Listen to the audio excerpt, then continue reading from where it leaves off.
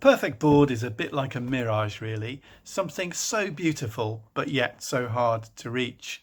For most of us, we operate on a spectrum of dysfunction and we're just trying hard to get better all the time. So what are the causes of dysfunction? And what might we do if we find ourselves in an uncomfortably dysfunctional state to get out of it? Well, as to the causes, I think these come under three headings: purpose, people, and process. We need to have clarity of purpose, agreement of purpose around the board and with the executive, and we need to all be aligned behind achieving that purpose. If we don't, dysfunction follows. In order to achieve that, we need the right group of people working together in the right way. And if we are in a seriously dysfunctional state, it usually takes at least one, usually more, people to get us out of it.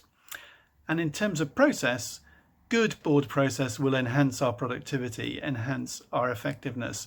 Weak board process will undermine our effectiveness and can actually disrupt personal relationships and interactions as well.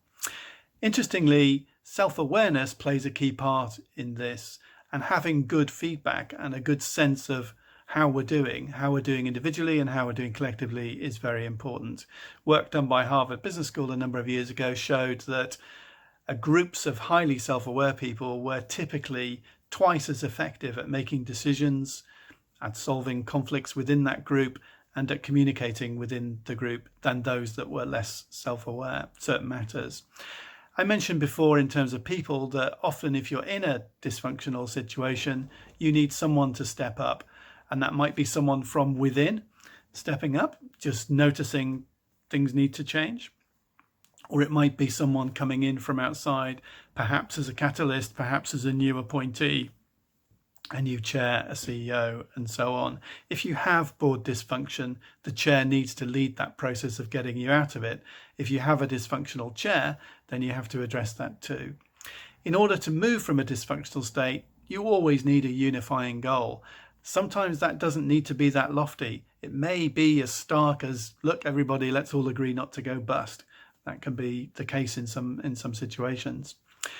In order to move forward, we need to be good at conflict management, because conflicts will emerge as you try and move out of dysfunction. So we need to know individually when to compete, when to compromise, when to collaborate, when to avoid, when to accommodate, and so on. And we need a good process. We need to agree how we're going to move step by step out of the situation that we're in, either through appointments or the way in which we change the way we work and so on. So in summary, I think the perfect board is a bit of a mirage, something great to aim for, but don't expect to always get there. If you've got dysfunction, then I think purpose, think people, and think process. Thank you.